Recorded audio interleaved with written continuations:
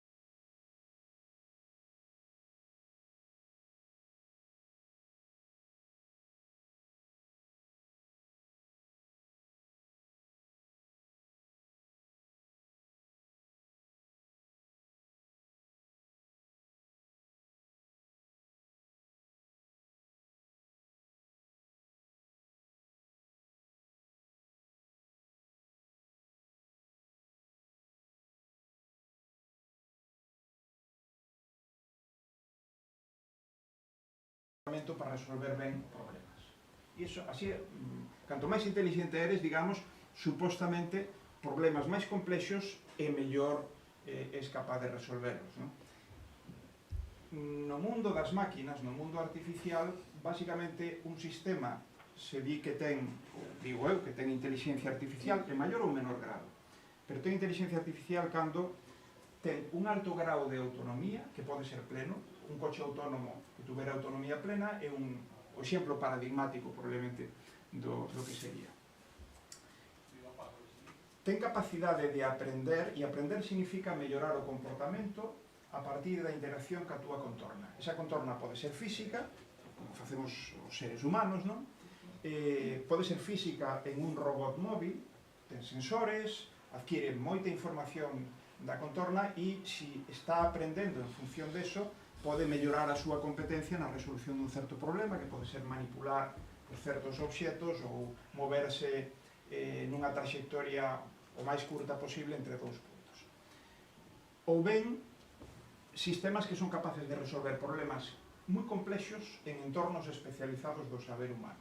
Por exemplo, un sistema que é capaz de diagnosticar con competencia certas patoloxías nunha especialidade médica, pois necesariamente vai a ser un sistema baseado na inteligencia artificial. Por tanto, se reúne unha, que normalmente moitos sistemas se reúnen as tres, pero con que reunir a unha destas características teríamos que estar falando de un sistema de inteligencia artificial. Autonomía, aprendizaxe e resolución de problemas complexos en entornos ou ámbitos especializados do saber.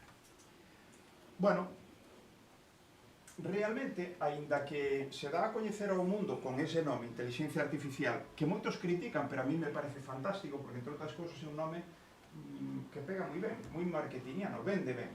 E está ben vender tamén a ciencia, porque senón, se non eres atractivo, se non eres cool, moitas veces non hai unha aproximación de quen ten que financiala, de quen ten que contratala ou de que, en todo caso, ten que apoiarla, non?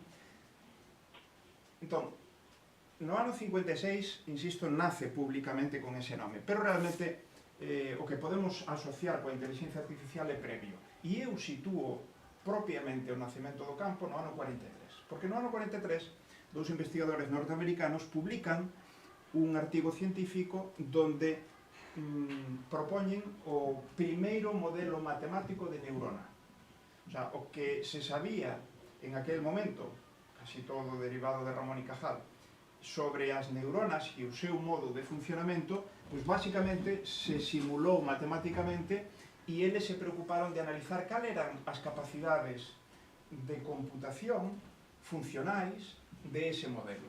Todavía non había algoritmos que puideran modificar unha estructura formada por dúcias, centos, miles ou millóns de neuronas, ni siquiera había potencia de cálculo como para poder facelo si tiveran en ese momento os algoritmos asociados. Eso viu despois, pero o modelo xa estaba aí. E de feito, hoxe, a maior parte da inteligencia artificial, sistemas como ChatGPT, ou os equivalentes, están construídos desde un punto de vista algorítmico con redes de miles de millóns ou centos de miles de millóns ou incluso máis de 1 billón de isto non pinta, pero bueno, é que non podo salir aquí porque se non salle do tiro da cámara, de modelos como que teñen a parte superior esquerda da pantalla, non? Básicamente ese modelo sigue sendo igual. Claro, que cambiou?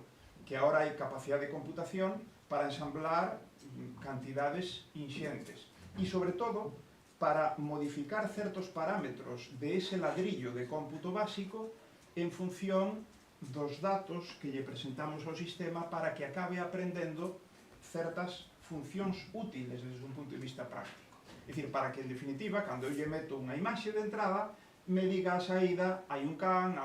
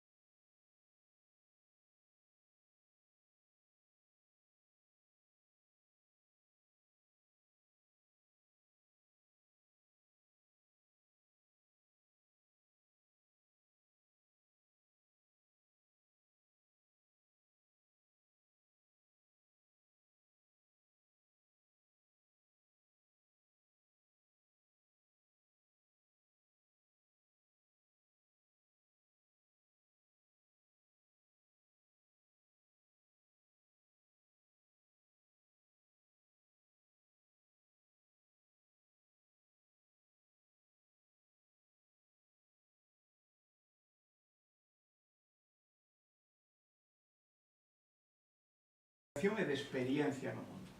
Bueno, pois, se son capaz de ese coñecemento humano, que mellor está expresado en linguaxe natural, pasalo a un formato que o podo despois levar ao mundo da computación, a unha computadora, e son capaz de aplicar métodos sistemáticos de aplicación dese coñecemento sobre problemas, pois teño o que se chama un sistema baseado en coñecemento, un sistema experto, vale?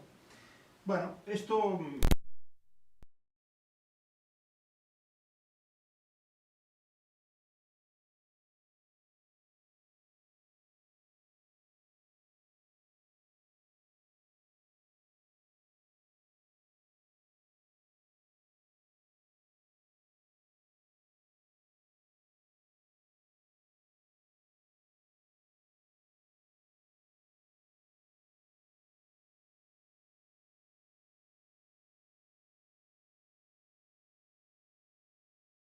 houve unha serie de aspectos que foron evolucionando en paralelo a esos problemas e que permitiron finalmente lograr avances enormes, que é a situación na que estamos a día de hoxe, non?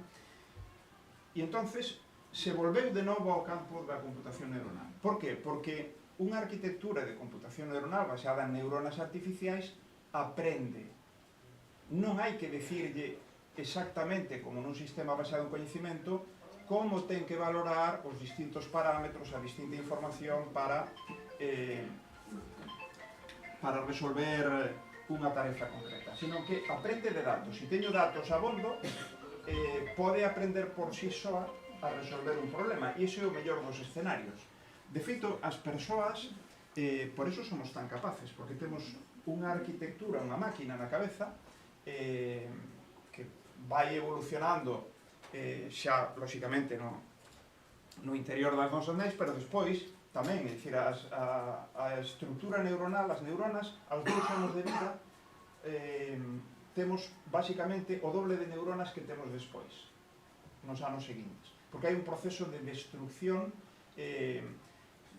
digamos, masivo de aquelas neuronas que de algún modo non atoparon unha boa coordinación ca súa contorna, non están resolvendo problemas cos que se este enfrentando ese neno ou esa nena no mundo real, e, por tanto, houve como unha especie de explosión neuronal para ver despois como se vai reconfigurando todo nunha arquitectura máis simple, pero que xa acaba interiorizando a maior parte do que, desde logo, supón a interacción co mundo, camiñar, ver, identificar obxetos, saber ter un control moi fino, sensomotor, que despois nos vale para a nosa vida e para os traballos incluso. Bueno, en fin, me estou enrollando un pouco e se pasa o tempo, pero este é a clave. Entón, por qué?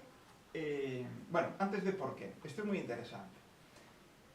O mundo da inteligencia artificial sempre xerou moitas máis expectativas que realidades no curto prazo. O sea, sempre, cada avance que se produxo, bueno, volvía a provocar unha explosión de ilusión, de optimismo, de, isto xa é definitivo. Bueno, así vivimos constantemente, non?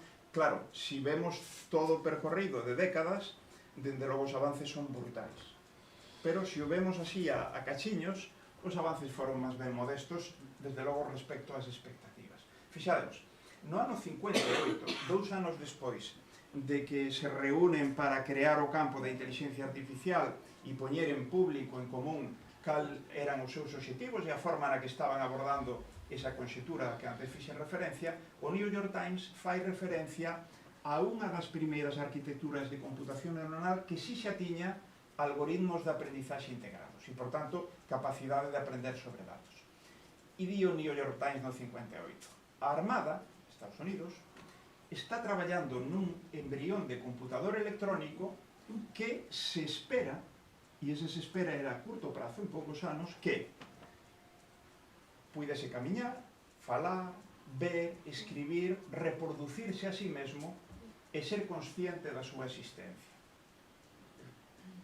Claro, eso non ocorreu nin no 58, nin no 59, nin no 60, nin no 70, pero a día de hoxe, preguntémonos que parte de eso fan as máquinas. Camiñan? Sí, moi ben. Incluso fan parkour, algúns robots. Hai unha empresa de Estados Unidos, Boston Dynamics, que probablemente é a líder en este sentido. Podedes ver vídeos en YouTube e é flipante o que fan algúns dos robots que están desenvolvendo. Falan? Fantásticamente ben. Ven? Sí. Escriben? Sí. Mellor que nós. Se reproducen a sí mesmas? No. Ese reproducirse a sí mesmas, de algún modo, o interés, cal pode ser? Cal é o valor de que unha máquina se reproduzca a sí mesma? É un reproducirse mellorando o proxenitor. É dicir, unha capacidade na que unha máquina intelixente poda desenvolver, por exemplo, un programa que sexa mellor, máis capaz que aquel ou aqueles que están guiando esa máquina patrón ou de referencia. Claro, isto que ocurrirá. Hai formas modestas de lograr isto a día de hoxe, pero non é o que se entendía neste artigo, ¿no? Pero isto que ocurrirá pode ser efectivamente esa explosión de aceleración de inteligencia máquina que moitos creen que se vai a dar en algún momento e que xa será incontrolable pola rapidez na que se van a mellorar as máquinas e, por tanto, a súa inteligencia respecto incluso aos seres humanos, ¿no? Bueno, ser consciente da súa existencia non o son a día de hoxe as máquinas. Poden chegar a serlo? Podría ser, efectivamente, pero non necesariamente eso é imprescindible para que unha máquina poda ter unha inteligencia comparable ou superior ao do ser humano. Non está claro. De feito, na ciencia non hai todavía coñecemento suficiente como para evidenciar que o feito de que sexamos conscientes, non só nós, moitos seres vivos o son, paxaros incluso, son conscientes de si mesmos, non son como somos os seres humanos, iso é evidente, non?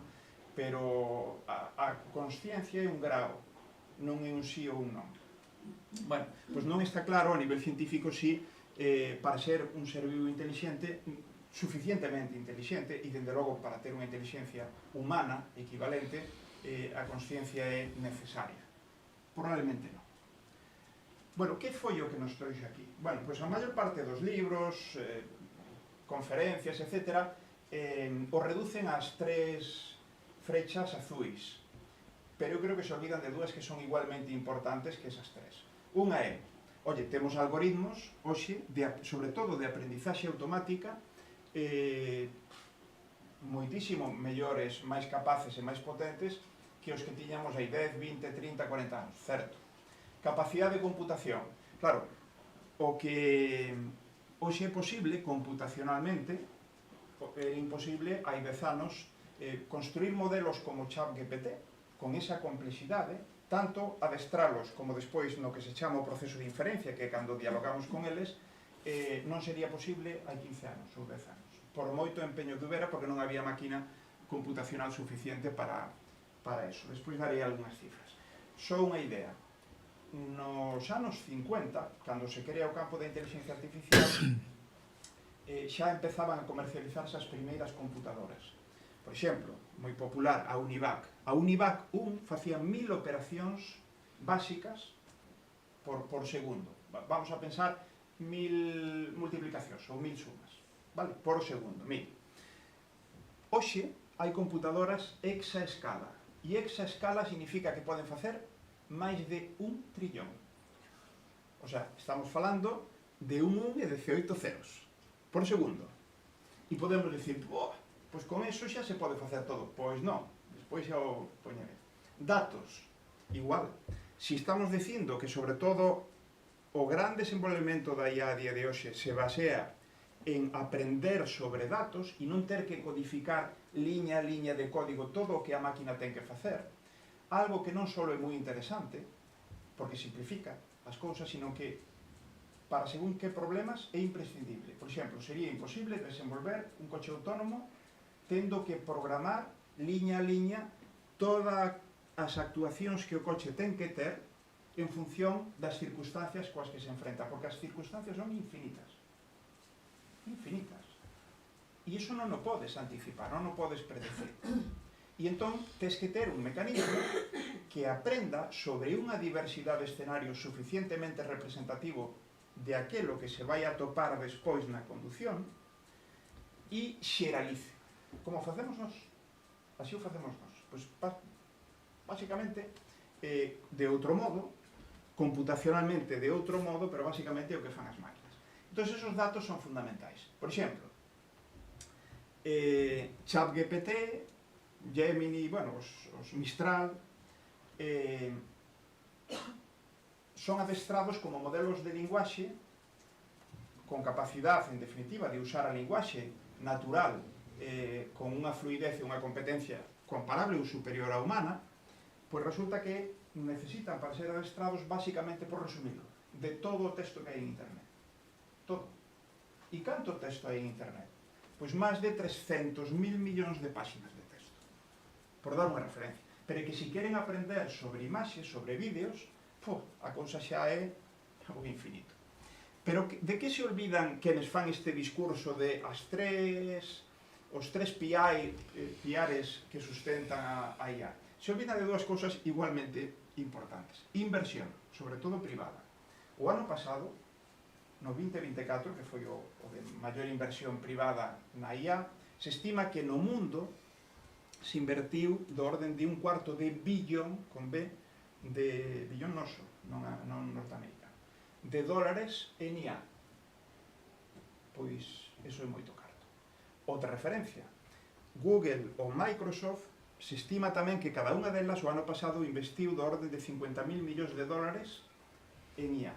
E iso significa máquinas, persoas, servizos, desenvolvemento de servizos, produtos, comercialización de produtos de IA, etc. Todo. Pero $50.000 millóns. Bueno, pues $50.000 millóns se aproxima bastante a todo o investimento público de España en educación. E España é un país de 50 millóns que investe unha cantidade máis que razoable en educación e que ten un bo sistema educativo.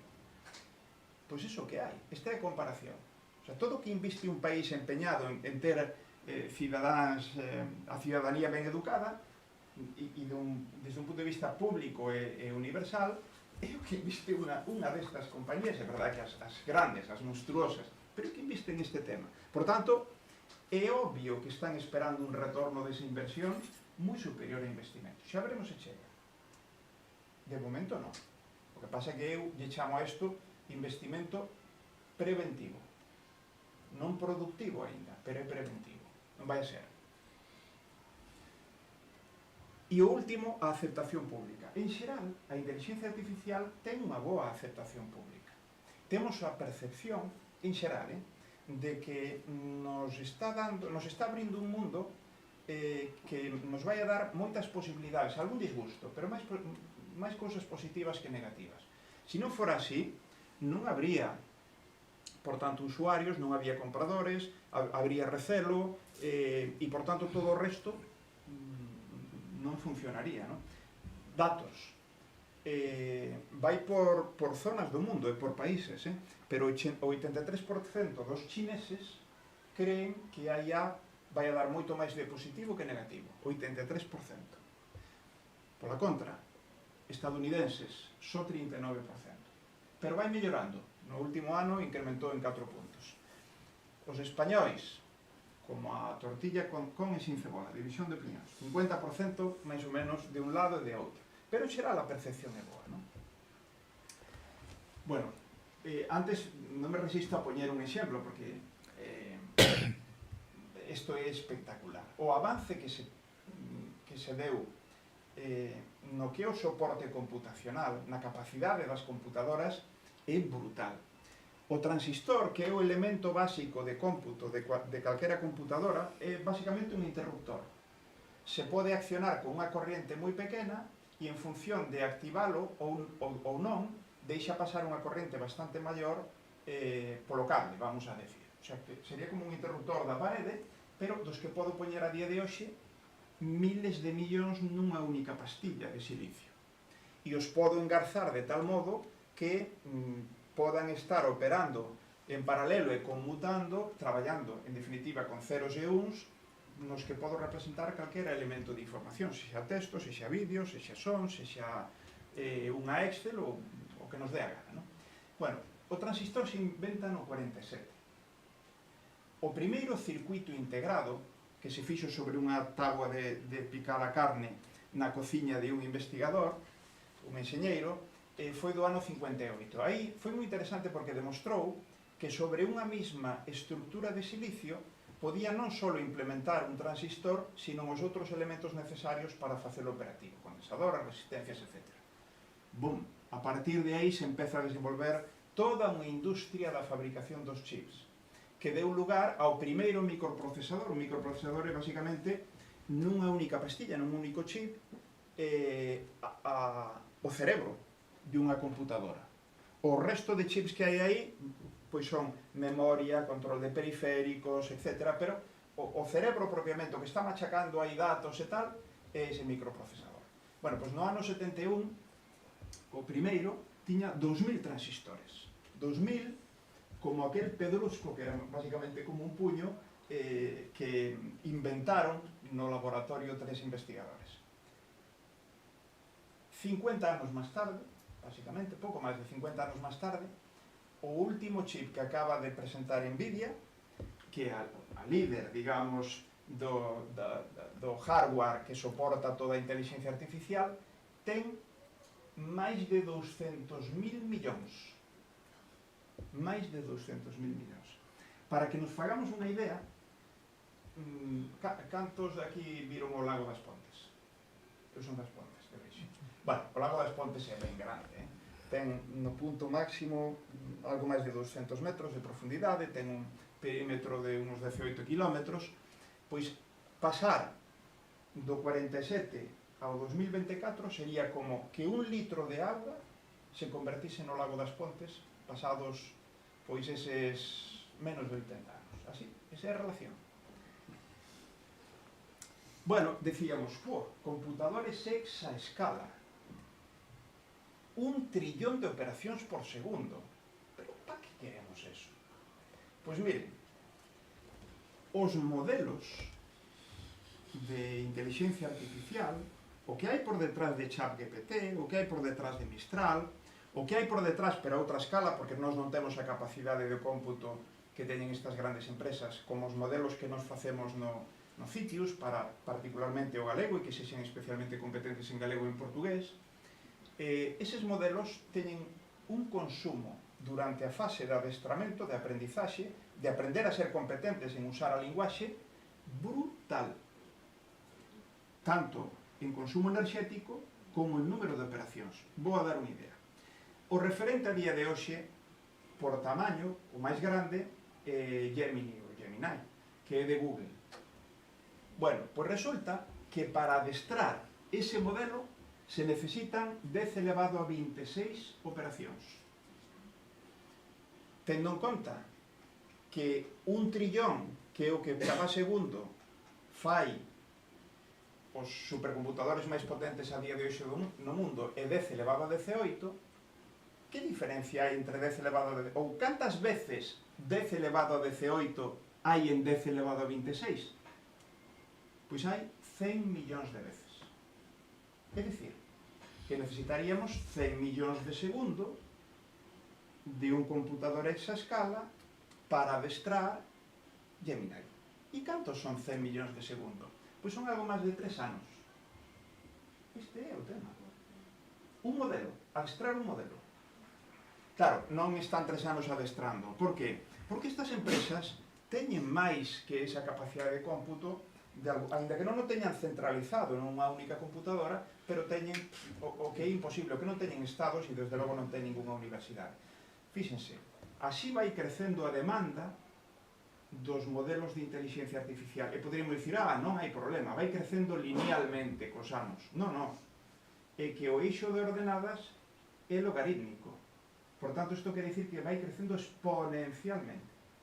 De feito, basicamente, cada 6 meses se duplica a necesidade de cómputo para os modelos de referencia.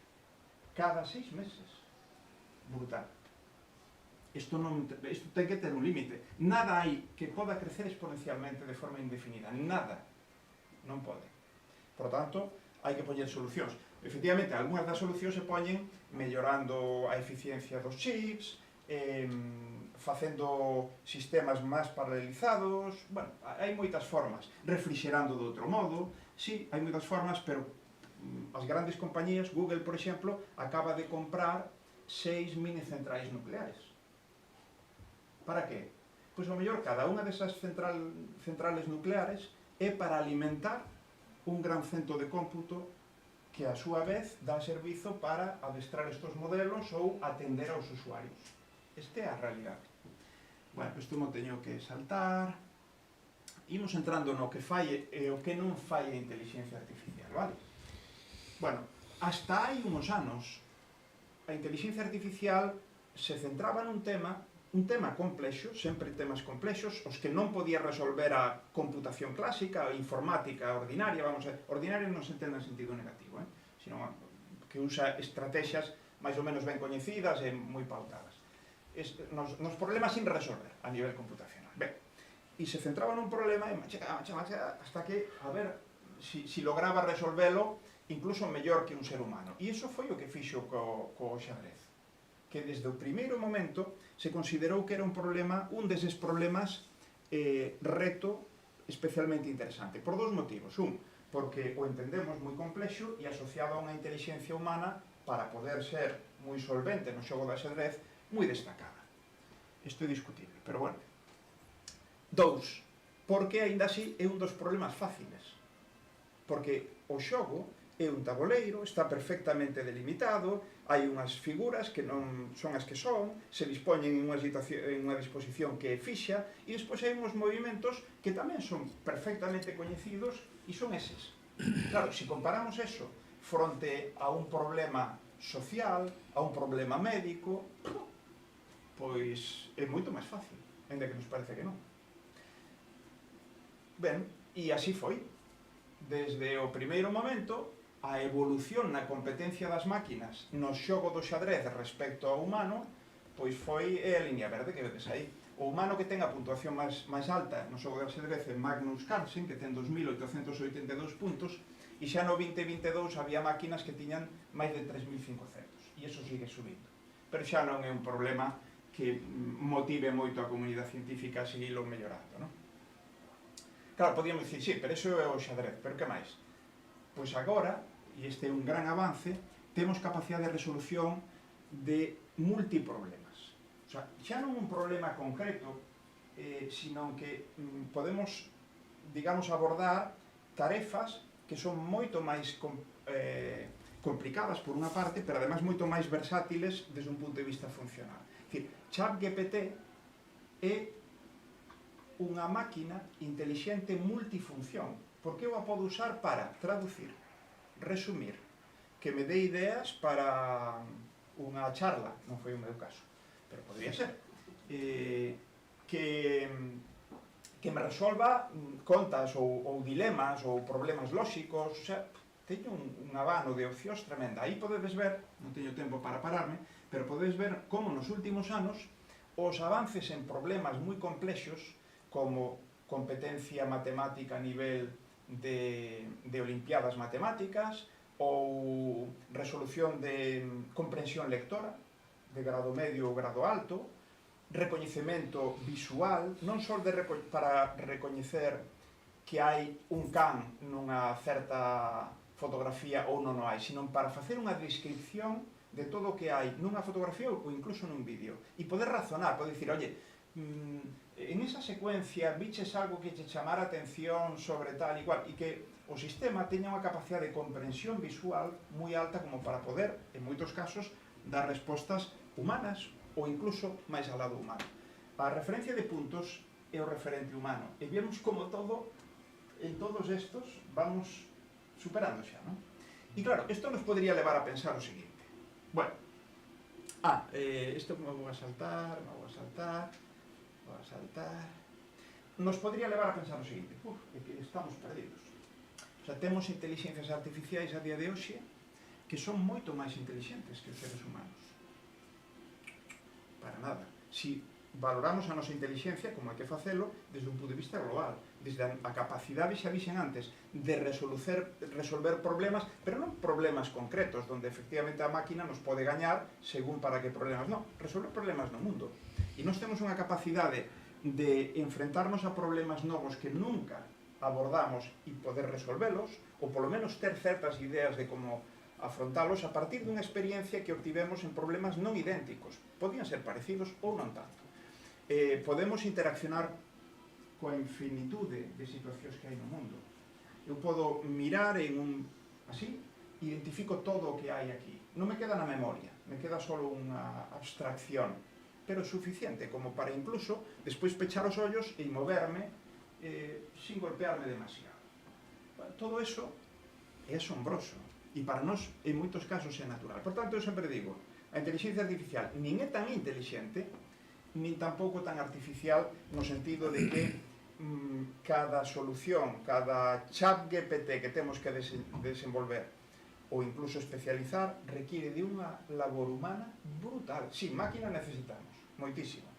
Pero personas competentes que podan escoller os datos, depuralos ou curalos, como se di na xerga, que podan facer unha selección dos algoritmos que poderían ser máis adecuados, que os podan aplicar, que vexen o resultado, que testeen, que apliquen, que proben, que monitoricen, que validen. É un infinito. Vamos a ver algúns... Bueno, isto o Kiko da Silva, que é un referente no pensamento profundo, de feito xa nos di claramente que as inteligencias artificiais non están a nosa altura, porque se fosen realmente inteligentes, en vez de quitarnos o traballo, quitaríannos as vacacións. E é verdad. Mentre non nos quiten as vacacións non teñamos problemas, porque non son tan inteligentes. Bueno, a ver, que pon aí? Eres capaz de leer ese artículo. Que lo dixo? A ver, cantas veces resolveches problemas como este? Alguna. Alguna. Alguén que o leera e que nunca fixera unha interpretación sobre un texto onde están cambiadas algunhas das palabras, evidentemente, que non fixera un intento de lectura de algo coherente nas linguas nas que fale. Alguén? Todos os que están aquí xa fixeran probas deste tipo? No. Ah, sí? Ti non? Ti non? E fuche capaz de lerlo? Non? Así a primeira vista non. Luego leí muchas veces eso, pero nunca lo doctoré ese tema. É igual, pero moitas veces cando poño isto, sempre hai xente que di eu nunca, a verdade que nunca, que por outra parte podía ser moi normal, e sin embargo pode lerlo, non? Eres capaz de ler esta. Por que se produce isto? Porque o noso cerebro foi deseñado evolutivamente para intentar sempre predecir, anticiparse, para intentar que todo aquilo que entra polos nosos sentidos encaixe dentro da nosa experiencia.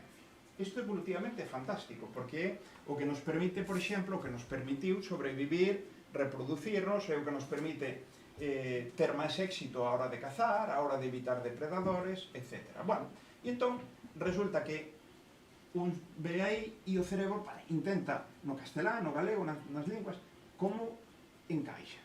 E o podemos conseguir ou non, pero así o facemos. Bueno, unha máquina non funciona así, non? Aínda así, eu, cando poñía exemplos deste tipo hai anos, decía, unha máquina non é capaz de resolver eso. Isto. Hoxe sí. Hoxe sí, non se poñemos, eu puxen este, non? A ChatGPT no seu momento, e aquí fallou. E isto me sirve para poñer outro exemplo. Pero aquí me dixo, eres papas de ler este artículo? Me dixo. Nós nunca diríamos eso. Poderíamos decir, pois non acabo de verlo, non lle atopo sentido ningún, pero nunca diríamos, eres papas de ler este artículo, porque iso non ten sentido. A ChatGPT parece olle ben. Encaixaba e aí che vai. Por que? Porque ChatGPT leu no todo, pero non viviu nada. E esa é a gran diferencia. Nos vivimos nun mundo co que estamos en permanente interacción, do que aprendemos constantemente, pero en cada milisegundo o noso cerebro é distinto que un milisegundo antes. E se non o creen, pensen no seguinte. Eu hoxe entrei aquí, estou dando a charla. Vou para a casa e mañán, si quero, podo recordar en boa parte todo isto. Quenes estaban aquí. O mellor non me acordo de cada persoa, pero vou no recordar. Si o podo recordar a mañán, por que é eso? Porque o meu cerebro, cando saín daqui, non pode ser igual que cando entrei.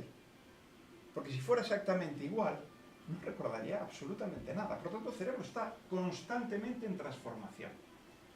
Vale, non grava, non é unha fotografía ou un vídeo do que vivimos, porque non teríamos capacidade. De feito, unha das cousas que evolutivamente tamén están nas que estamos condicionados evolutivamente é a non almacenalo todo, a non retelo todo, sino aquelo niveles de abstracción que son útiles desde un punto de vista do desempeño no mundo e da supervivencia. É así. Bueno.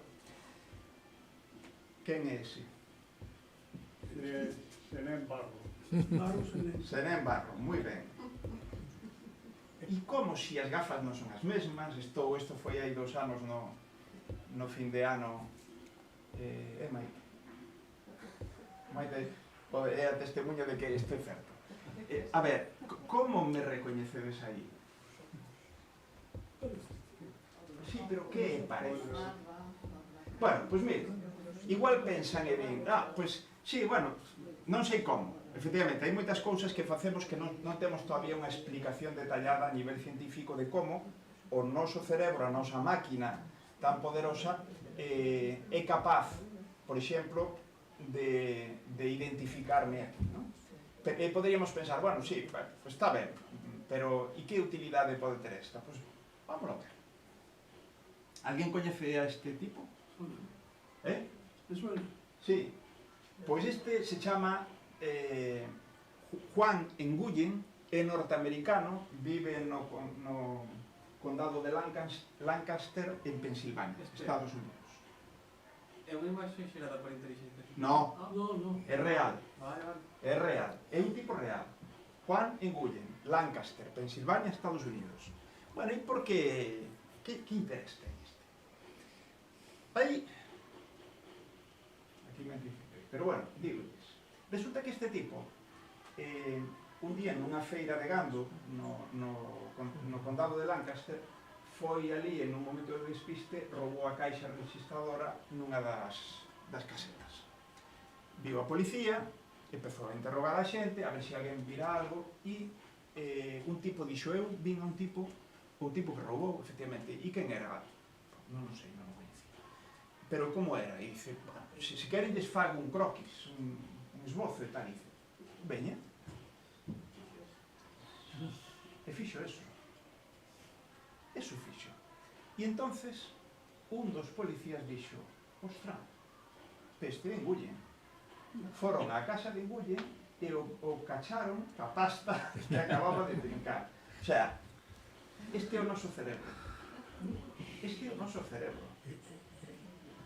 Porque na anterior ainda poden dicir, no, bueno, sí, ti estabas con as gafas, con non sei que, pero bueno, se adiviña, non? Pero aquí, bueno, pues, o noso cerebro así de pasmoso. E isto unha máquina todavía non o pode facer. Efectivamente, eu podo entrenar unha máquina para que aprenda sobre miles de fotografías e de esbozos como aquel, sempre que os esbozos sigan uns certos patróns, digamos, que respondan a un mismo tipo de dibuixante. Porque se hai moita heteroxeneidade, non vai a topar correlacións de ningún tipo. Pero entonces sí, se eu quixera reproducir a competencia, incluso de dibuixo ou de recoñecemento, do Hicho que pintou a careta de Nguyen, con moito empeño, moito esforzo e un modelo computacional razoable, pois o podo lograr. Pero como nós non. As máquinas teñen outro problema en xeral, e é que se degradan, aínda que eu as deseñe para facer algo en concreto, hai circunstancias nos que a degradación das súas prestacións poden ser moi bruscas, e a nós eso non nos pasa. Exemplo, hai 3 ou 4 anos, na Liga Escocesa de Terceira División, para abaratar os custes, querían retransmitir para abonados os partidos de fútbol, pero non podían ter un cámara. E entonces situaban unha cámara inteligente que estaba programada para seguir o balón durante todo o tempo, entón unha persona que era abonada desde a súa casa vía o partido razoablemente. Bueno, pois na primeira vez que usaron a cámara, a xente viu casi todo o partido ao Linier correndo de un ao outro. Por qué? Porque a cámara identificou a súa cachola pelada co balón. Isto nos pasaría a nós? Non, porque se eu fago así, rapidamente, ao mellor nun flash, efectivamente, podo pensar que esa cabeza é un balón. Pero que faría automáticamente o meu cerebro, incluso de modo inconsciente? Balón que se move solidariamente, con un corpo vestido de negro que vai correndo con un banderín pola banda, é a cabeza do tipo. As máquinas non. Ou son deseñadas para ese tipo de situacións expresamente, ou degradan bruscamente. Os nosos cerebros teñen unha eficiencia enerxética increíble. Tamén evolutivamente. O cerebro humano só pesa do orden do 2% do corpo inteiro. 2%. Pero consume entre o 20 e o 25% da enerxía. De acordo? Precisamente porque consume tanto respecto ao conxunto do consumo de un ser humano, é moi importante, digamos, que se preserve ou se limite o consumo de enerxía ao máximo, e por eso somos especialmente procrastinadores ou perezosos. O sea, temos que ser moi educados, moi disciplinados, ter incentivos para realmente esforzarnos cognitivamente nos problemas. E o vemos cos nenos e as nenas, incluso cos maiores, claro. Pero isto é así. Reservar enerxía evolutivamente sempre foi unha ventaxa. Bueno, por que poño isto aquí? Fixen un cálculo así groseiro sobre o que costaría adestrar. Vou a cambiar a GPT-4, que é o modelo ahora de referencia detrás de ChatGPT. É dicir, si consideramos a pegada en CO2 que exixe adestrar GPT-4, que é o modelo de referencia, un dos máis avanzados que hai detrás de ChatGPT, si consideramos a pegada que eso produce en CO2, é equivalente a que producen uns 5.000 cerebros humanos durante toda a súa vida de uns 80 anos de medio. Entón, que é mellor? 5.000 cerebros ou GPT-4? Pois depende dos cerebros. Eu podo poñer 5.000 persoas aquí que prefiro o GPT-4 sin ningún problema. Pero poño mellor solo unha. Estou pensando agora en Turing, que foi para min o gran referente, se anticipou a computación, é dicir, con unha anticipación, unha clarividencia absolutamente increíble. Pois Turing vale máis que 1.000 destas máquinas. Bueno, me teño que saltar.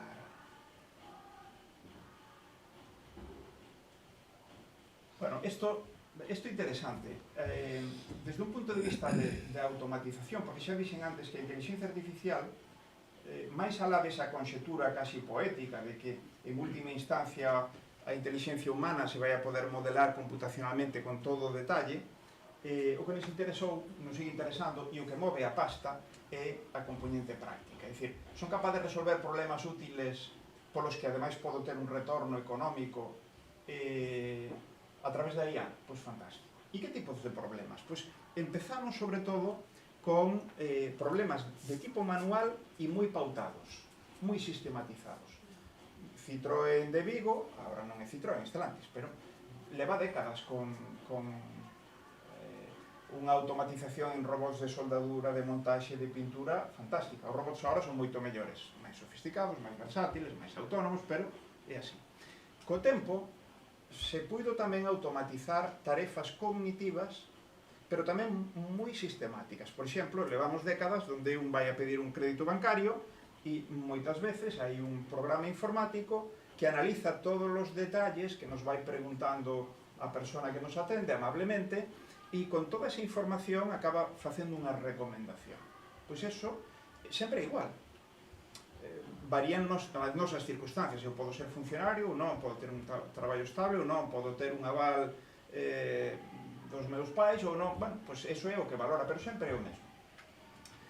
Claro, pasa o tempo e resulta que xa somos capaces de automatizar tarefas manuais pero non sistemáticas. Robots agrícolas que recollen froito en circunstancias moi difíciles, porque aí teñen que ter sistemas de visión por computadora moi sofisticados, autonomía, moverse en entornos que poden ter persoas que se moven polo medio, son dinámicos eses entornos. Bueno, e agora onde estamos? Con todo o anterior e mellorando o anterior, pero agora tamén somos capaces de automatizar ou resolver tarefas cognitivas de alto nivel non sistemáticas. Eu hai anos, cando poñía este cuadro, me tiña que inventar os exemplos de ese cuadrante, porque non había. Pero agora todos están aí. Exemplo, hoxe, miles e miles e miles de artigos en medios de comunicación online, digitais, se escriben automáticamente ou casi automáticamente sobre calquera tema por máquinas. O primeiro que se fixo, o primeiro artigo que se publica no mundo automatizado, escrito por unha máquina, non foi hai 4 décadas, non, foi no 2014, hai 10 anos.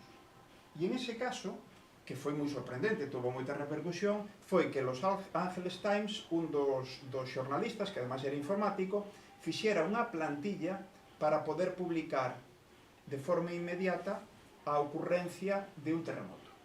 E a plantilla xa tiña un texto pre-redactado, pero tiña uns ocos para o epicentro, o grado de intensidade do terremoto, lugar, se había víctimas ou non, e entón estaba conectado ao sistema de predicción sísmica, predicción sísmica de California, e entón a través dese automatismo encheu os ocos, moi ben, o responsable de autorización, e en 3 minutos estaba publicado.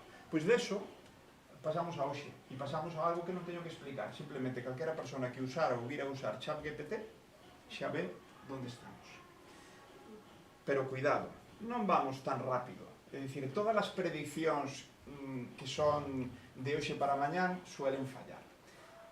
Geoffrey Hinton foi Premio Nobel de Física precisamente polas súas contribucións á computación neuronal o ano pasado. Lle deron o Premio Nobel de Física con outro, Hopfield, outro que tamén fixo contribucións senlleiras neste campo no ano 2024. Ademais foi Premio Turing no 2018, que é o equivalente a un Nobel nas ciencias da computación.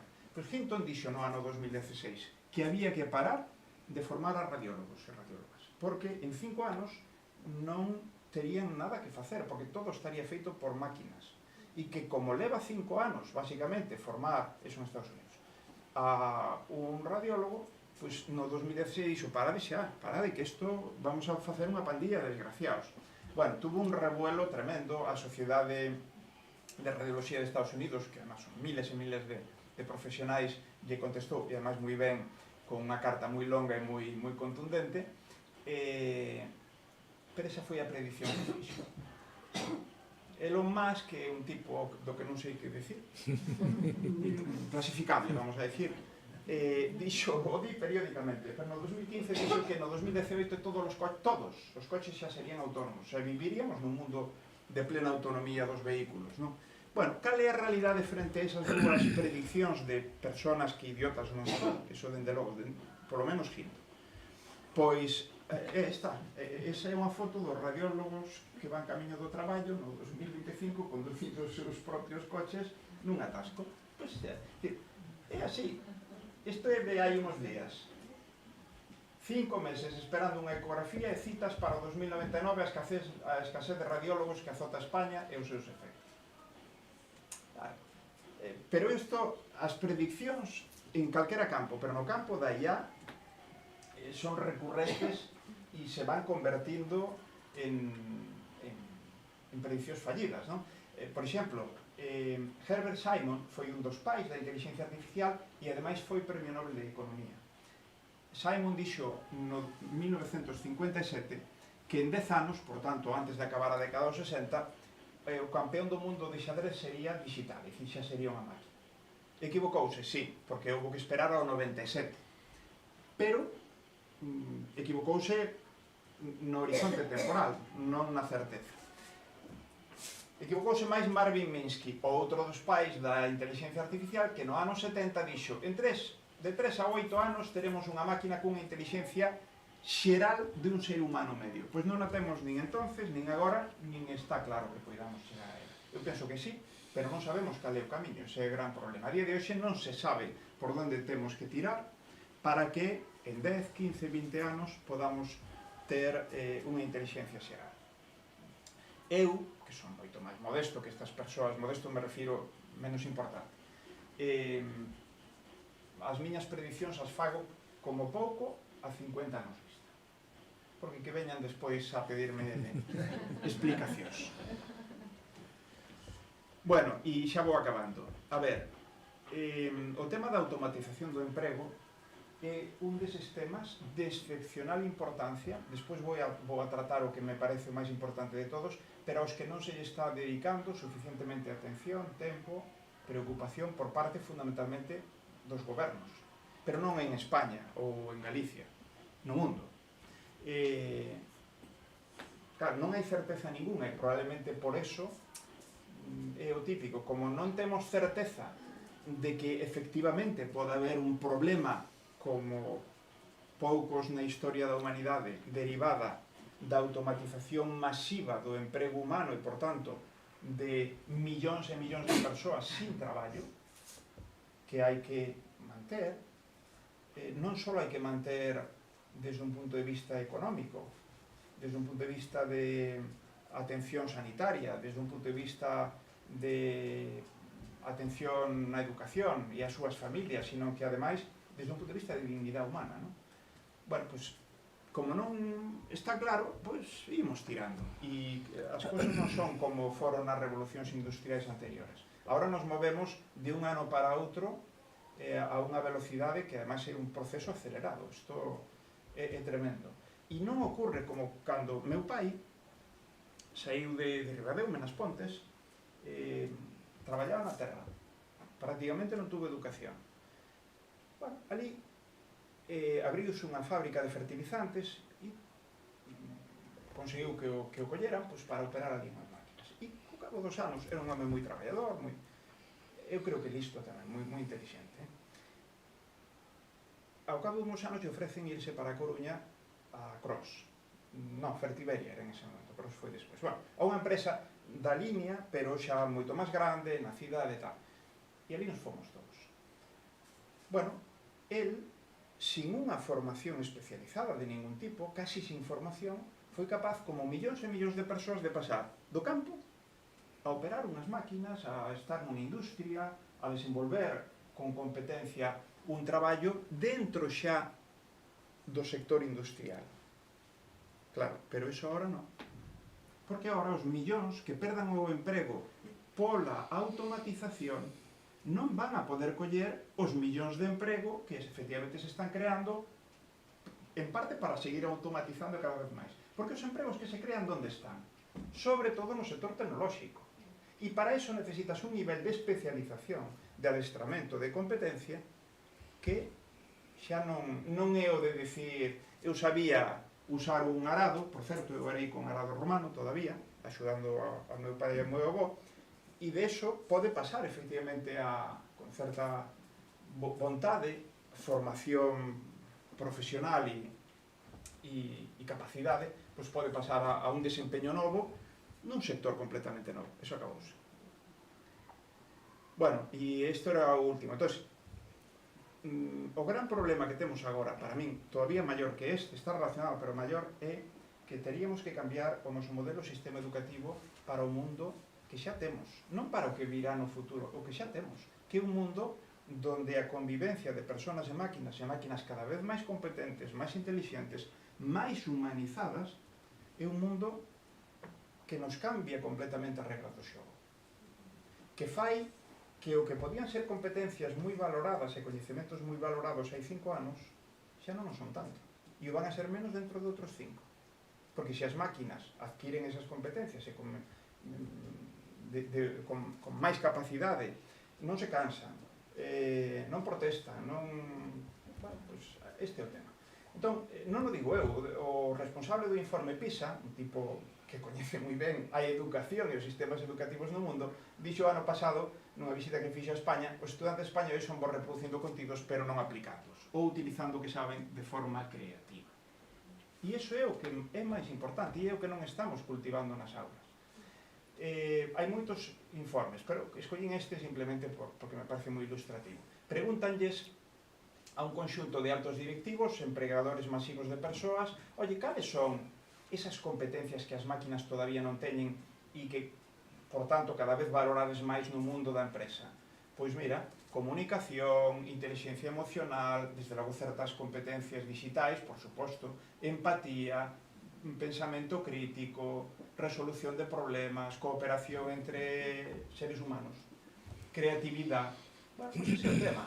Si me molestei en metelas en caixinhas, é dicir, bueno, hai unhas que son de carácter cognitivo, o saber, outras que son pragmáticas, saber facer, e outras que son executivas, querer facer, é dicir, ter a vontade, ter as capacidades para realmente levar do pensamento á acción, que ao final é o importante, non? Cales cuidamos nós no noso modelo? As cognitivas. As cognitivas. As pragmáticas empezamos e as executivas nada. En ninguna etapa educativa, nada. E as emocionais e sociais, que, bueno, xa deixei a parte, tampouco. Por lo tanto, a realidade é esta. Que as executivas, as que non lles prestamos prácticamente ninguna atención nas etapas educativas, teñen, por poñelo así groseiramente, un peso tan grande como as pragmáticas e as cognitivas. E este xa é o último. Isto que nos leva? Nos leva a isto que eu, de novo, é unha conxectura miña en este caso. Non podo enunciala todavía como un principio porque non podo demostrala, pero vou facendo acopio de evidencias que me van reforzando a idea de que levamos anos, e así pode seguir, donde a inteligencia no mundo se mantén máis ou menos constante, pero eu estou metendo nesa inteligencia natural e artificial. Por lo tanto, como é obvio que a artificial está incrementando, e iso ninguén o pode negar, está claro que eu opino que a natural está menguando un pouco, e temos aí un serio problema. Vou poñer exemplos. A ver, hai 20 anos era necesario poñer no papel de estraza que envolve unha hamburguesa que o papel non se comía. Non, todos sabíamos eso. Non había nin que explicarlo. Pois agora hai que poñelo. Pois eso é unha evidencia de deterioro cognitivo severo da especie humana. Pero hai máis. A mellor de todas, caso real, a miña muller tamén o pode corroborar, nunha gran superficie. Bueno, empezo por poñer isto. Isto, un xamón, non estou facendo publicidade, non me paga Barón de Lei, pero bueno, un xamón que, oye, o apreciamos a través do film, ten bo aspecto, non? E encima aí di, hai que supoñer que é certo, jamón de bellota 100% ibérico, cortado a man. Que xa o veríamos, non? Pero como un valor engadido. Un bon xamón cortado a man a que gaña, sí, non? Bueno, pois moi ben. Pois resulta que vexo eu nun estante desa gran superficie? Pois vexo isto. Mais alá de que este só é 50% raza ibérica, etc., etc., o gran lema é colocado a man. Colocado. O sea, colocado. E aquí, esta foto saqueina de internet, pois ainda está xeitoso. Pero ali era como unha especie de burruño, así todo apilado no centro, e, en fin, absolutamente desincentivado. Non me digades que non estamos, digamos, esponxando o cerebro. Miguel de Unamuno dixo unha frase fermosísima, que non é certa científicamente, agora o explicarei, pero é moi fermosa. De algún modo, pois, máis alá de evidencias científicas estrictas, eu creo que nos pon moi na diana do que é importante. A lingua non é a envoltura do pensamento, sino que é o pensamento mesmo. Non é verdad, porque a ciencia parece evidenciar que podemos pensar sin usar a lingua. Mentalmente, tal como funcionan os nosos circuitos cerebrais, poden estar facendo o que chamamos pensamento e distintas técnicas de pensamento sin que realmente a lingua natural sexa unha peza clave dese proceso.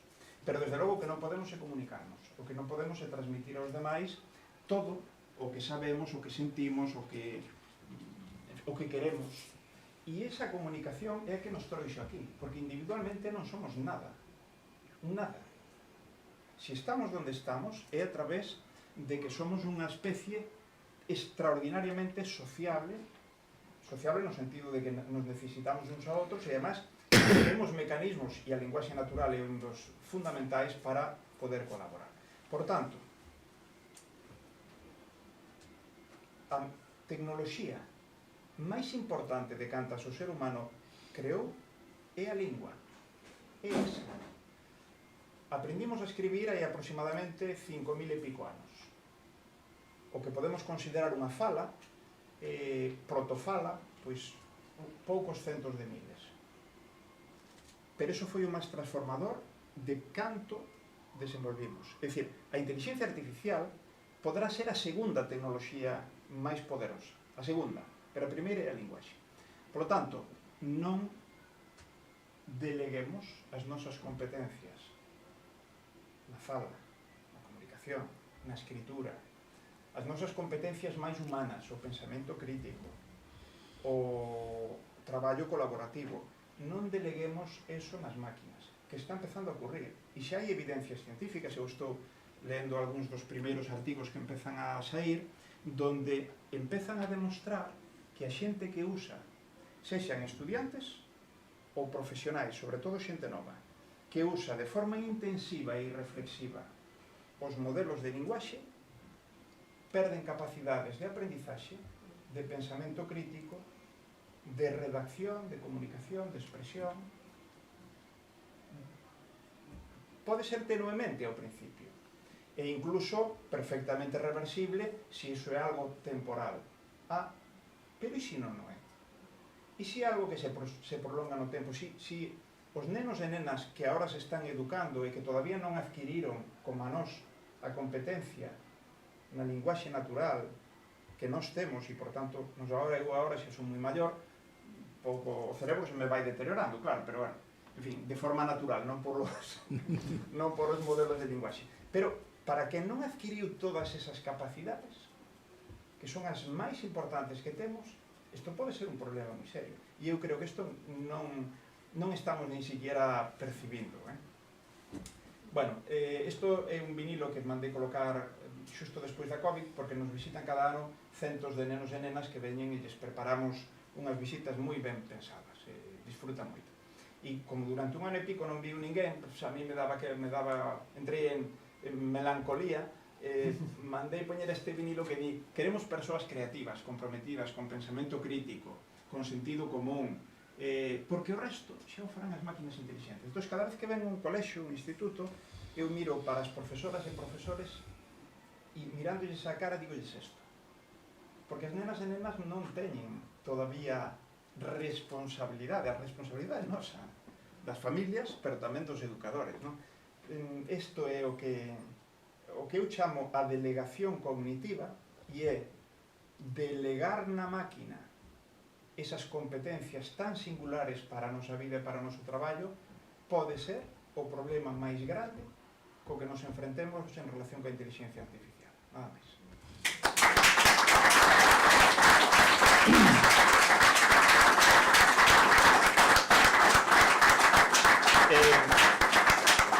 Xuro que é verdade. Eu puxera o reloxo para que me avisara aos 40 minutos, pero está sin batería. Non me avisou. Bueno, sinto, porque nos pasamos de hora bastante. Bueno, primero, moitas gracias, profesor Barro. Creo que quedó claro mi afirmación de que el profesor tenía no solo conocimiento, sino capacidad para compartirlo. Y hoy nos ha hecho una demostración de esa capacidad. Abrimos, con tu permiso, un pequeño turno de el primero que levanta la mano tiene la palabra. Profesor Barro, me ha encantado la conferencia suya y yo quería preguntarle sobre un tema que yo he leído en medios de comunicación convencionales, en periódicos y en otro tipo de medios que no son las redes sociales, que yo no uso, por cierto, que se puede hacer, o que de hecho han hecho tesis doctorales por inteligencia artificial. Sí, claro. ¿Es eso posible? Hacer una tesis doctoral sobre un tema determinado, más o menos complejo en cualquiera, Sí. por ejemplo, cualquier aspecto científico, ¿es capaz una máquina de hacer una tesis doctoral sobre eso? A ver, claro que se pode. Outra cousa é que se xa unha boa tese. Pero, por exemplo, hai uns días... a ver, estos sistemas que, como digo, o leeron todo, non viviron nada, pero leeron todo. E son capaces, non é unha memorización fiel do que leen, non é, sino que é unha especie de proxección do que son a estatística que relaciona palabras nos textos, é dicir, nós podemos analizar grandes corpus de texto e ver que hai palabras que, desde un punto de vista de probabilidade, pois teñen tal probabilidade de repetirse esta detrás desta, detrás desta, detrás desta, detrás desta. De algún modo o modelo o que acaba é implícitamente aprendendo isto. E, por tanto, son predictores fantásticos. Cando eu lle fago unha pregunta, lle dou unha orden ou fago calquera comentario, o que lle estou dando é a semente que ten que continuar. E entón é maravilloso, porque o que fai é que é o máis probable que viría a continuación de, imaginemos, dame algunhas ideas para facer unha tese doutoral en bioloxía molecular.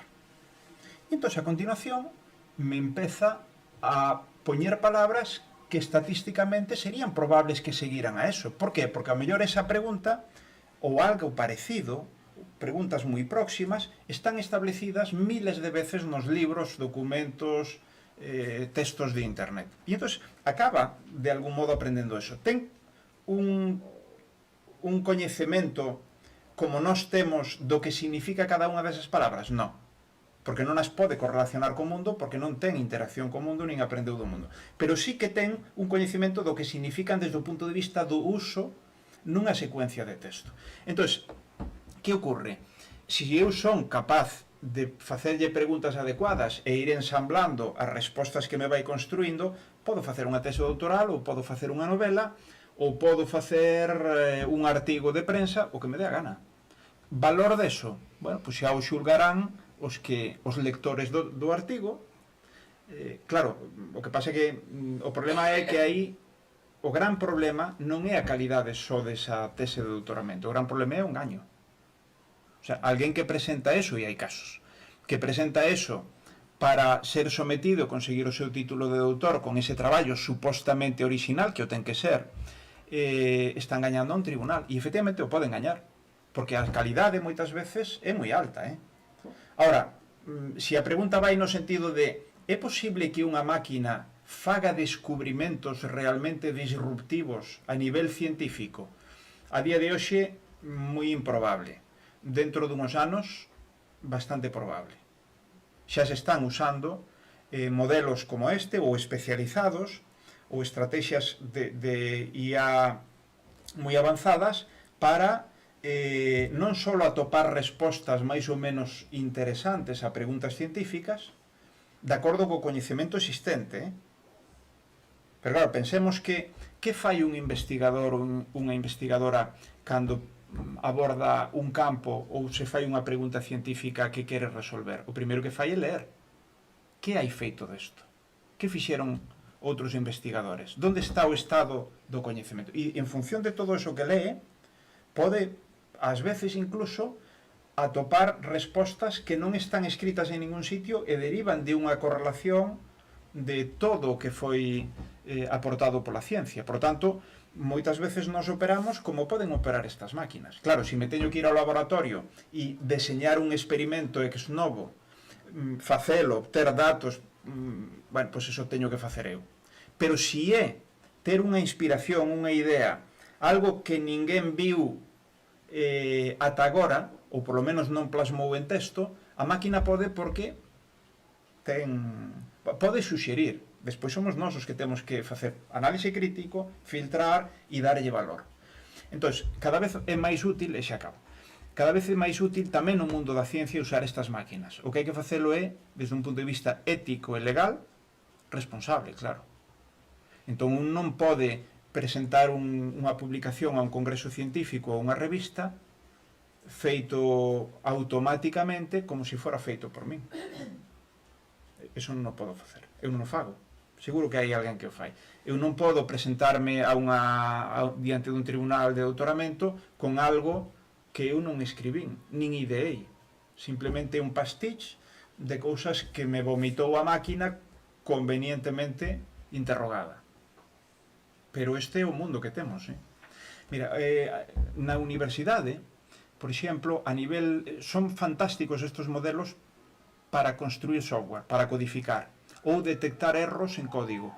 Os nosos estudantes en informática, no grado de inteligencia artificial, todos, absolutamente todos, xa os usan para todas as prácticas, todos os deseños de software que teñen que facer. Nós o sabemos. Se o usan de un modo responsable, non pasa nada, porque acaban aprendendo a competencia informática en construcción de código, pero ao mesmo tempo acaban aprendendo a usar unha ferramenta que no exercicio profesional ya van a pedir, porque mellora a eficiencia nun orden de magnitude. Problema, que non o aprendan, que simplemente usen a máquina construye o código, eu verifico que funciona, pois xa está, non entendí como funciona, non sei como o fixo, non teño nin idea de cal é o algoritmo que está detrás, pero funciona. Profesor, aí vai. Xa está. Pois este é o problema. Delegación cognitiva, sexa como informático, como médico, como calquera cousa. Pero, ¿puedo repreguntar otra vez? Eso diga yo ao presidente, que é o que manda aquí. Usted es profesor catedrático de física o de una rama de la física. De Ciencias da Computación e Inteligencia Artificial, sí. Eu son un físico devaluado en informático. Usted seguro que hizo una tesis doctoral. Claro. E ben orgulloso que estou dela.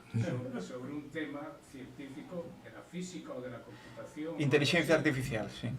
Esa tesis doctoral tuvo que tener, como todas las tesis doctorales, deben de descubrir algo nuevo, algo que no estaba ya publicado, porque si no la tesis no sirve para nada. Entonces, póngase ahora en estos tiempos actuales y no hace 10 o 20 o 30 o 40 años cuando usted hizo su tesis doctoral. La inteligencia artificial, esto que ha dicho de GPT y de NVIDIA y todo eso, ¿podría hacer una tesis doctoral sobre el tema que usted hizo? Ao 100% non. Pero partes importantes do meu traballo, sí. Por exemplo, as miles de horas que eu dediquei a programar serían docenas a día de hoxe. E probablemente con código moito máis eficiente, moito máis elegante no seu deseño. E probablemente me permitiría facerme preguntas, incluso en algúns casos máis sofisticadas, preguntas científicas, e atopar mellor as respostas ou incluso as fontes de posible inspiración, porque me buscaría rapidamente cales son as citas que son relevantes, me faría resumos de esos artigos que a mí me levaban ao mellor 3 ou 4 días de leer cada un, moitas veces para ao final darme conta de que, bueno, non era realmente moi significativo, ou seguro que ás veces pasando desapercibidas cousas relevantes, pero que por unha razón ou outra non conseguiron ver. Pois en todo eso me axudaría. Sí, é que este é un mundo novo. Por certo, contase, se non é ver o ben trovato, que un presidente de tribunal de tese lle dixo ao candidato, ao doutorando: mira, a súa tese ten moitísimos elementos novedosos e moitísimos elementos moi relevantes científicamente. A pena é que os novedosos non son relevantes e os relevantes non son novedosos. De momento, ese é o estado da IA. Yo me gustaría, a ver cómo lo planteo. Yo me muevo a veces en un binomio de contradicción cuando pienso en la inteligencia artificial. Por un lado, yo soy de los que accedí a la informática estudiando el Fortran 4 y con las tarjetas perforadas, lo que no ha ido quedando obsoleto en todos estos años. Puede ser que la inteligencia artificial, el modelo neuronal, pues tenga su momento de gloria y se apague. O bien, que también es fruto de la experiencia de todos, que la tecnología cada vez es más puntera, se desarrolla mejor, es más certera, nunca para, que nos encontremos con máquinas que el parecido de los procesos lógicos y creativos con los del ser humano sea, pues, asombroso.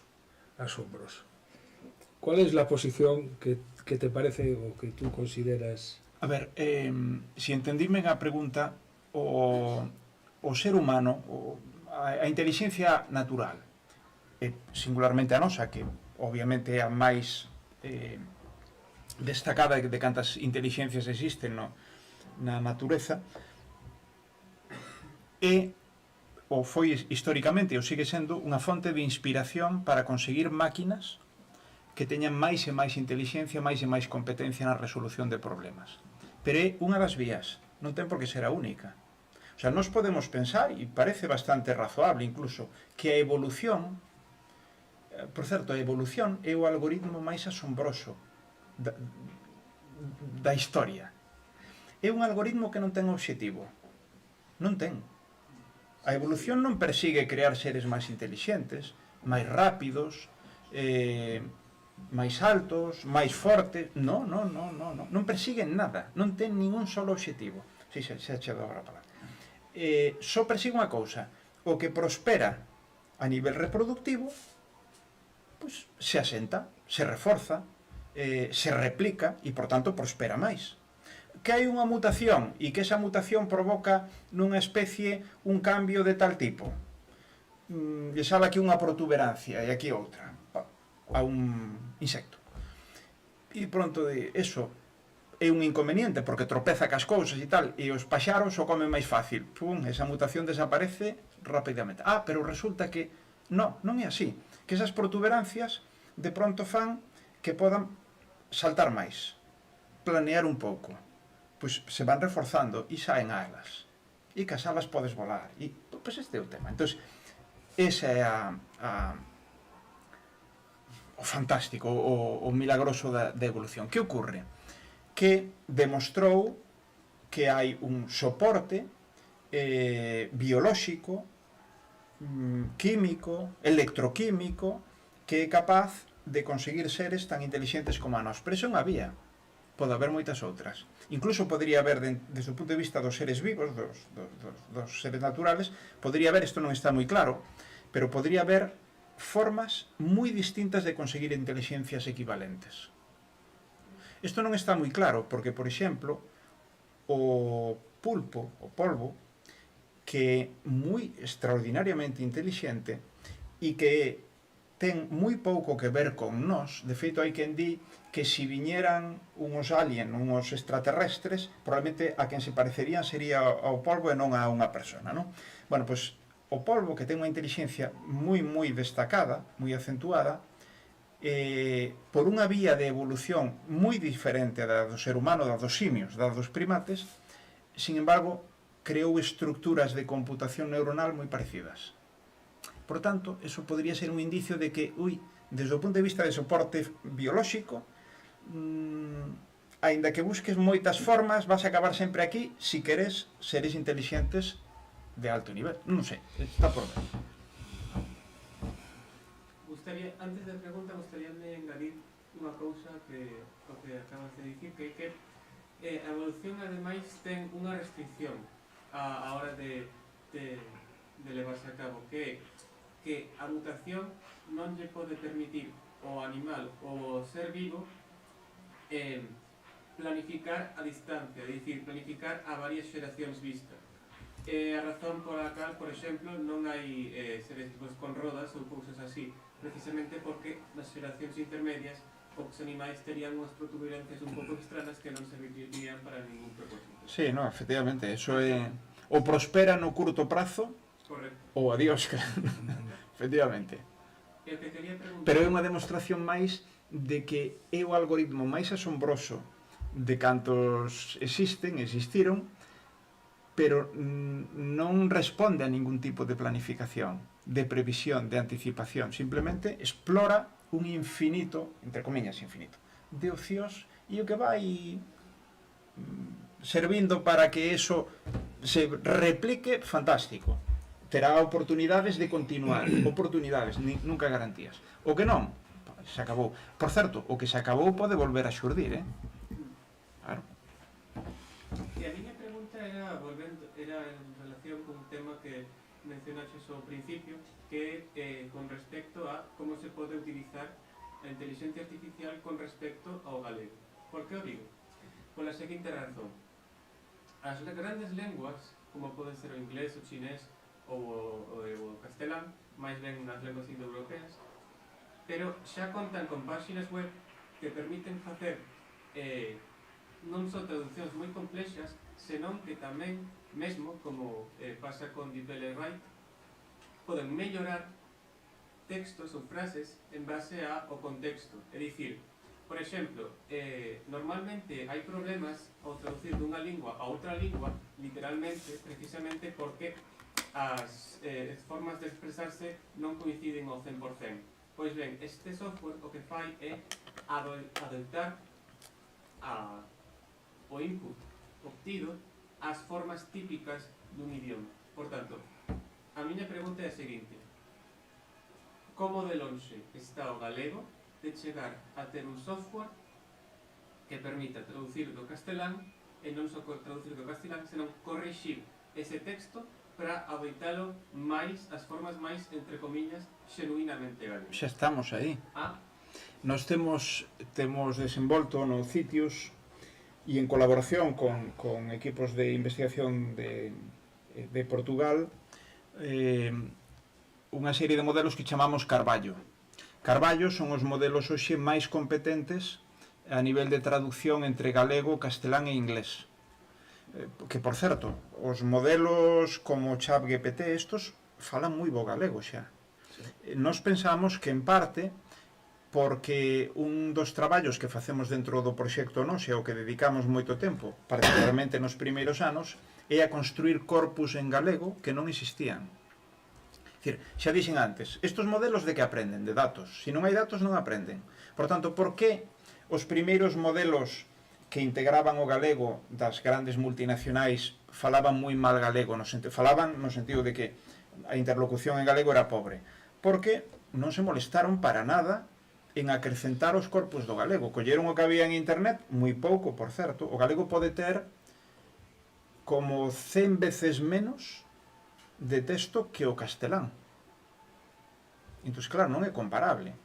Entón, se ti tes moi poucos datos dunha lingua, é moi difícil que o modelo sexa competente nesa lingua. Que fixemos nós? Pois acrecentar enormemente os corpus. Multiplicamos por moitas veces o tamaño dos corpus en galego que están a libre disposición e que estas compañías poden coller e poden poñelos no conxunto global de corpus multilingües que usan para adestrar estos modelos. Pois aínda así, os carballos son os mellor. Agora vamos facer público de libre disposición. En pouco tempo, calquera persona poderá subir textos enteiros, arquivos, e facer traduccións, como ti ben dis, non literais, porque aí se perde moito da riqueza. É dicir, podes entendelo e podes servir para entender que isto traducido ao galego pois é así e o entendes cal é o original, pero eso non sirve, non? É dicir, se eu quero traducir unha novela, por exemplo, hai elementos de expresividade, sutilezas, xiros lingüísticos que teño que preservar, pois eso o facemos. Pero claro, eso sempre, non só, pero sobre todo, depende de que teñas datos suficientemente grandes en cantidade e representativos daquelo que queres resolver. Esta é a máxima de todos os modelos de computación neuronal. Datos. Bueno, la última pregunta dada la hora, me vais a permitir que corte, Fernando. Un aspecto que comentas e que comentaste tamén ao comezo da charla é o tema da evolución tecnolóxica, a rapidez da evolución tecnolóxica. E agora ao final comentabas o da delegación dos aspectos emocionais, de que non deberíamos perder ou non deberíamos facer esas delegacións, non? Dentro. Non só emocionais, Fernando, non. Non. Eu falo de perder pensamento crítico, capacidade de toma de decisións. Falo de perder capacidade de aprendizaxe. Non, o emocional, de feito, as emocións é outra, igual que a consciencia, é outra das cousas que non está claro que sexan necesarias para conseguir un nivel de competencia, a nivel de inteligencia. Outra cosa é un nivel de socialización, pero a nivel de resolución de problemas non está claro que as emocións sexan imprescindibles para chegar a unha inteligencia artificial xeral. A miña pregunta vai polo aspecto do control. Podemos chegar a perder o control boa pregunta, sí. Neste desenrolo e que bueno, pues hai películas, non? Que amosan este aspecto. Ti crees que realmente no punto que estamos... No, no punto que estamos, no. A resposta breve... Hacia onde vamos? E hacia onde vamos podemos... Hacia onde vamos, non sei. No que estamos, no. Hai unha frase de un tipo que un dos investigadores en aprendizaxe automático máis relevantes do mundo, que el di que preocuparse a día de hoxe porque a inteligencia artificial nos poda someter é igual que preocuparse a día de hoxe pola superpoboación en Marte. É así. É así. E calquera que diga, porque hai, e algúns destos non indocumentados, xente que son CEOs de grandes compañías líderes en IA no mundo ou investigadores moi notables, xa fan esas prediccións que a mí me parecen un pouco estúpidas de en 2 anos hai que imos a perder o control, as máquinas xa empezan a ter autonomía e... Nada, as máquinas a día de hoxe, a autonomía que teñen é porque non só ya permitimos, sino que as deseñamos para que a teñan. Así de claro. Entón, estamos moi lonxe deso. Que ocorre? É un imposible? Non. hai xente, e é razonable, que está empezando a preocuparse por si algún día as máquinas chegan a un nivel de capacidade de inteligencia equivalente á nosa ou incluso superior, como nos deberíamos de preparar para esa situación? Pois isto é interesante, que algunha xente xa empece a pensalo, e pensalo con seriedade. Entón, hai moito traballo científico e serio e de pensamento en este sentido. Por exemplo, hai quen di, no, pues sempre temos que deseñar as máquinas como unha especie de botón de parada, non? Sí, pero o botón de parada xa nos demostrou Stanley Kubrick en 2001, unha odisea no espacio, que se a máquina é tan inteligente como a nós, ou máis, sabrá probablemente como desconectar ese botón de parada ou como manipularnos para o que fagamos. É dicir, eso non é tan simple, non é... Entón, hai unha corriente que o que di é, temos que, cando eso empece a ocurrir, ou cando teñamos a perspectiva de que pode ocurrir, deberíamos de pensar moi seriamente en como somos capaces de deseñar as máquinas para que o que vayan aprendendo non sexa simplemente a resolver problemas diversos e mellor que nós, sino que aprendan a convivir con nós, a respetarnos, os nosos valores. É dicir, que aprendan, digamos, a ser elementos sociais nunha sociedade que se respeta. Pero claro, e xa acabo, un di, e nós somos vos profesores deso. Vendo o que está ocurrindo no mundo, realmente alguén se pode creer, se veñen os de Marte, tenía que vir de Marte, non, pero se ven algunha especie inteligente e ve como nos comportamos, non creo que nos dera moito crédito para deixar os seus fillos e fillas nas nosas mans, que sexan como sexan eses fillos, non? Os descendientes. Non creo, que nos vira como un modelo de educación. Non sei. Bueno, moi ben. Como es habitual, en los meses de julio y agosto no tenemos actividad, nos damos vacaciones. Iniciamos el 10 de septiembre, tenéis ahí el catálogo con el folleto, con todas las actividades que realizamos con acceso libre y que retransmitimos por YouTube. Estáis todos invitados. Y bueno, ahora muchísimas gracias, Helen, por tu participación hoy con nosotros, por haber aceptado nuestra invitación y bueno, por darnos este baño de realidad cuántica o neurológica, ya no sé cómo llamarla, que hasta que las reflexiones no seré capaz de sedimentarla adecuadamente. Y para que tengas un recuerdo de tu paso por la sociedad económica, bueno, un pequeño recuerdo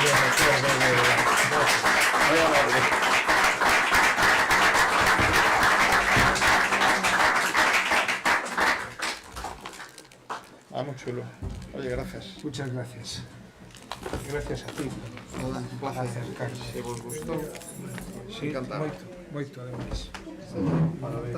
Gracias, muy agradable. Nada, muy encantado. Muy interesante. Sobre todo este proceso histórico. Bueno, de verdad que es muy bonito. Es súper. ¿Cómo estás, amigo? Todo bastante bien.